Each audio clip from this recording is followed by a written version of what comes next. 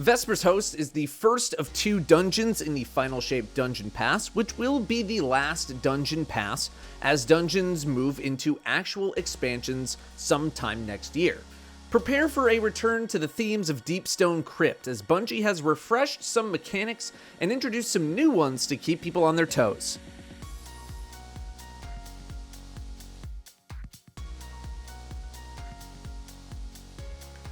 The entrance is locked off, and this is where you will learn 2 of the 3 core mechanics in Vesper's Host, the Operator and Scanner roles.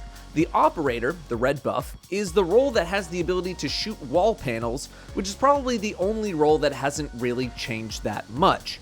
However, it is the job of the Scanner role, the yellow buff, to tell the Operator which panels are safe to shoot and which are not. The game tells you in 2 ways whether or not a panel is safe. The first is an audio cue. If you hear this noise, that panel is safe. If you hear this noise, it's not. The second is a visual cue.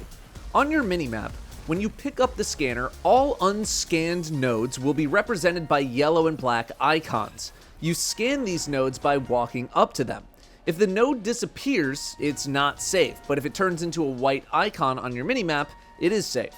However method you want to use to identify what's safe and what isn't is up to you. Note that all of these buffs have a 1-minute timer on them, and if the timer expires with you still holding the buff, you're gonna die. There's nothing wrong with simply depositing the buff into one of the buff holders that you'll find in each encounter, and then just picking it up again.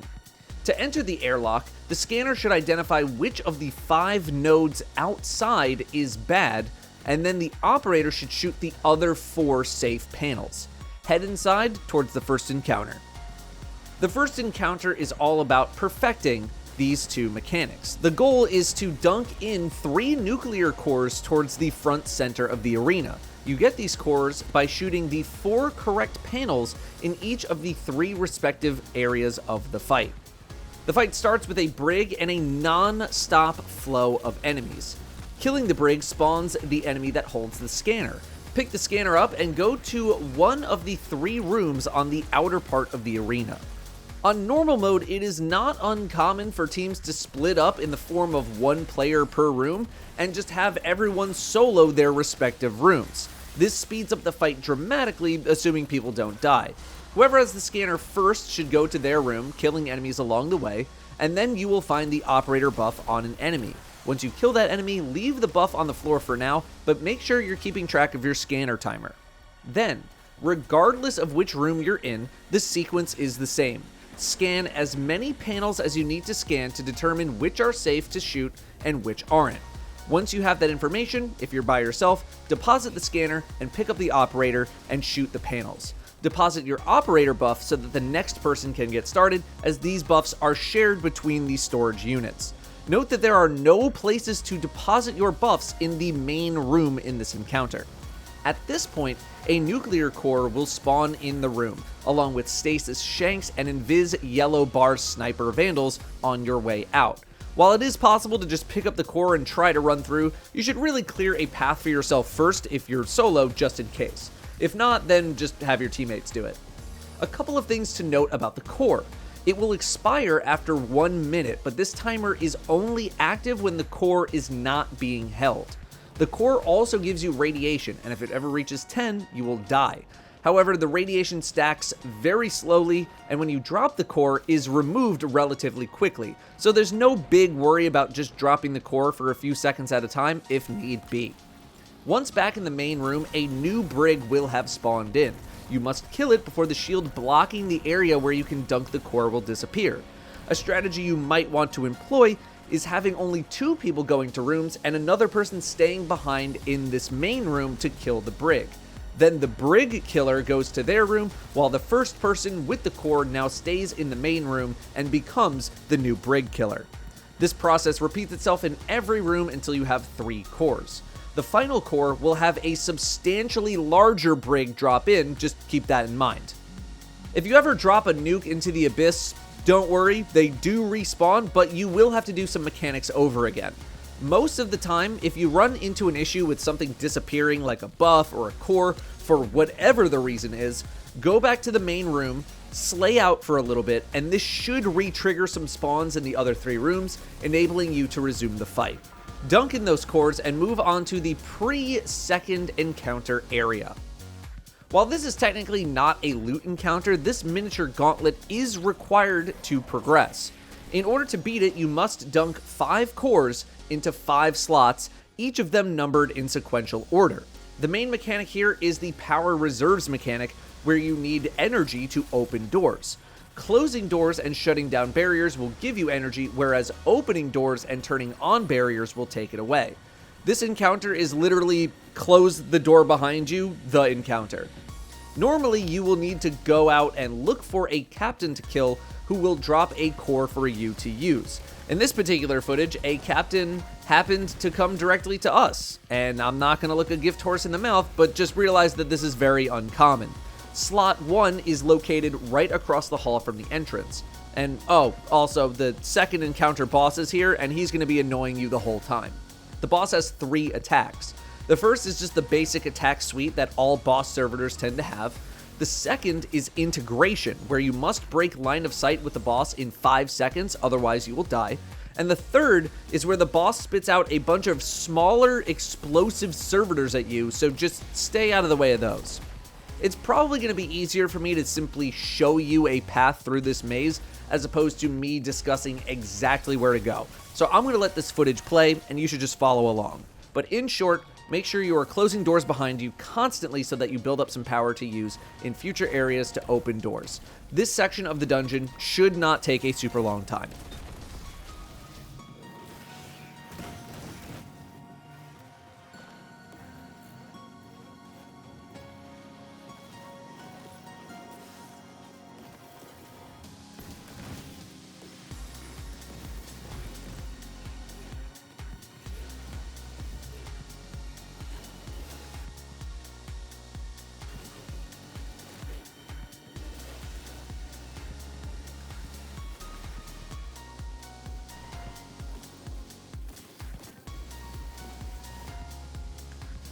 The second encounter introduces the new suppressor mechanic into the mix, in addition to the concept of numbered panels.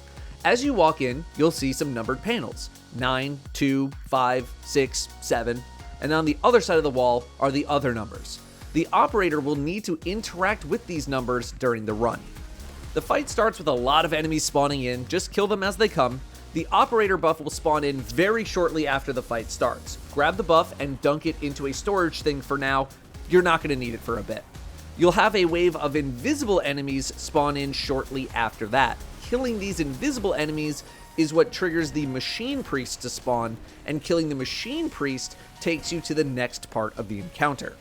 When the machine priest dies, you'll be teleported to a new area with the boss and many shanks, both explosive and non-explosive. You must kill all of them in order to spawn the suppressor buff, which will be carried by a shank. Kill the shank and pick up the buff. The suppressor works as follows. Your grenade is replaced by a new ability, which spawns in a humanoid hologram clone, sort of like a threaded specter. This clone can be destroyed by gunfire or by the enemy shooting at it, as the clone tends to draw enemy fire. When destroyed, it explodes for a suppressive AoE, which will suppress special enemies, like the boss, for example.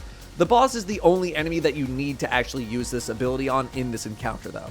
So, you'll need to get a little close to the boss, use the clone ability, and then back up. It is helpful if your teammates shoot the clone immediately on spawn to stun the boss faster.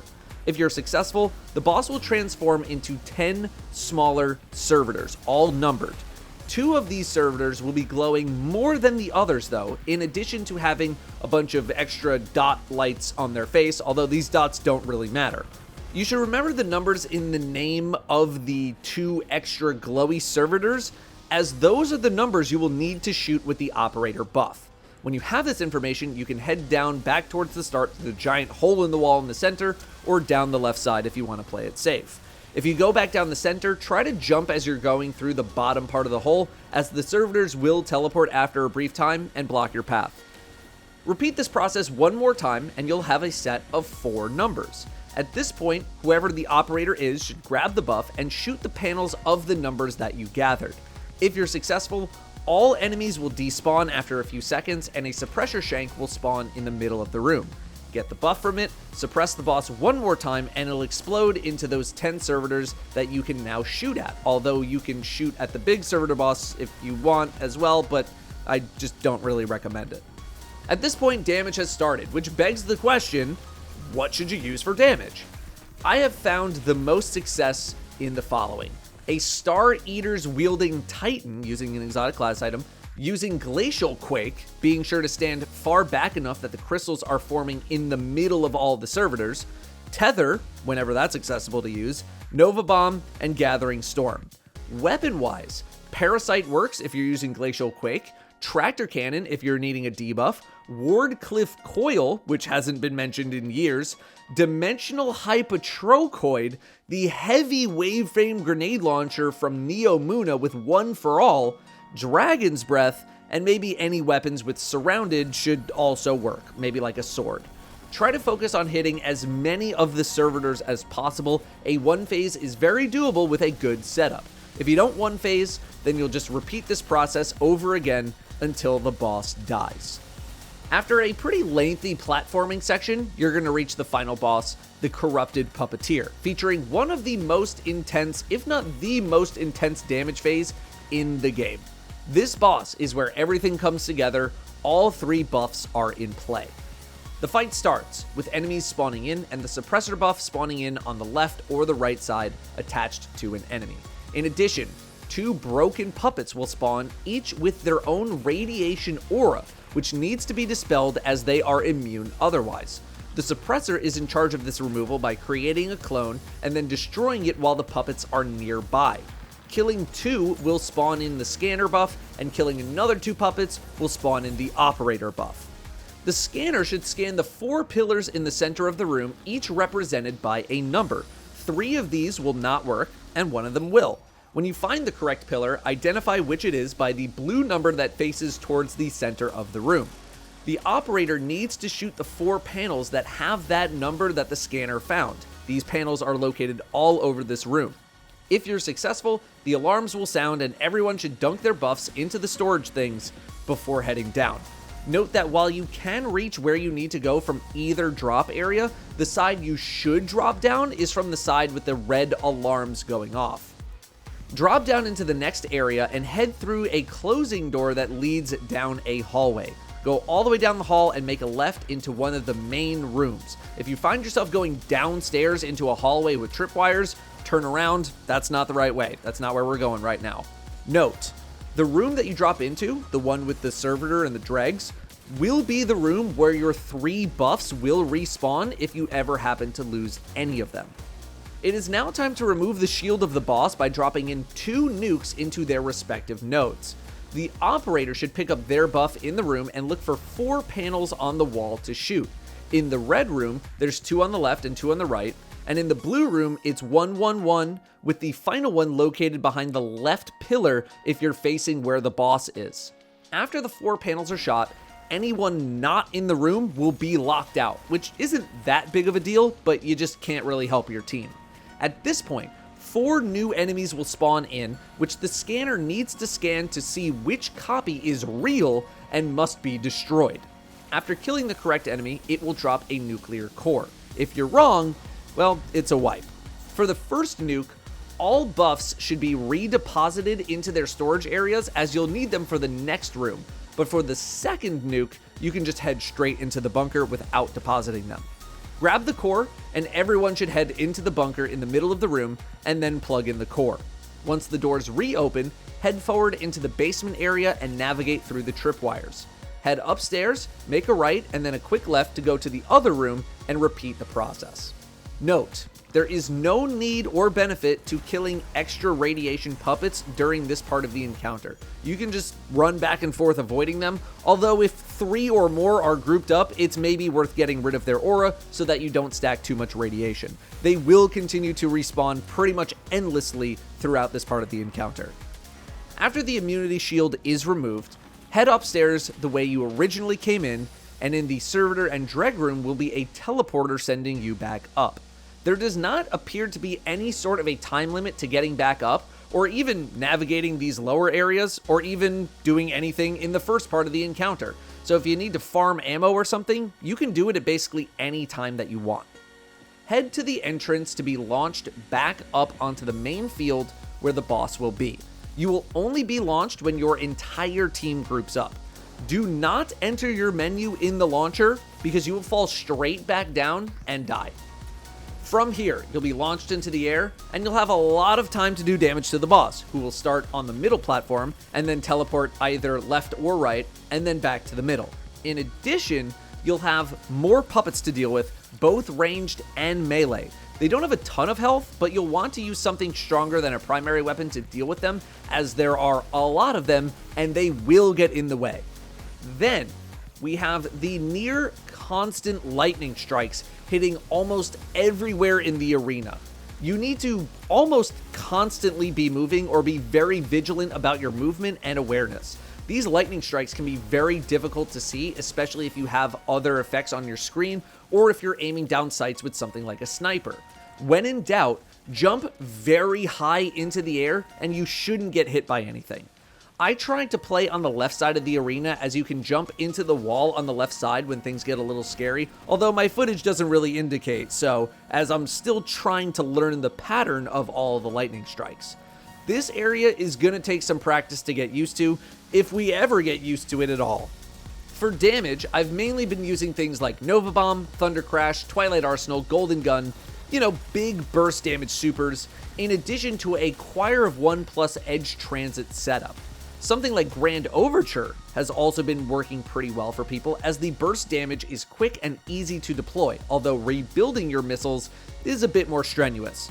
Leviathan's Breath has also been working well.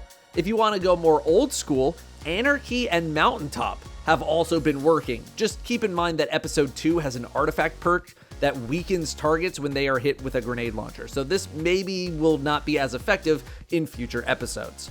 Well of Radiance is fine, but keep in mind that it will not keep you alive in a lightning strike, so use it to get Radiant and make a quick heal, but otherwise you should try to keep moving. After a while, the boss will go immune. However, you can extend the damage phase by killing a shinier than usual puppet who will drop a nuclear core. There's only one of these. Grab it and dunk it into the bunker on the left side of the arena to stay safe. Damage will resume shortly after, and you can keep DPSing until the boss goes immune again, in which case you will want to drop back down the hole in the back of the arena. This process repeats itself until the boss dies. Expect average runs to take 3 phases, 2 if you're pretty locked in, 4 or more if you're not. Now, if you're interested in the secrets and puzzles behind Vesper's host, the post-dungeon quest if you will, or interested in what it'll take to get the Icebreaker Catalyst, check out these other videos. And if you're interested in my thoughts on the dungeon, well, I'll have a video on that pretty soon. Good luck in there, thank you very much for watching, and I'll see you next time.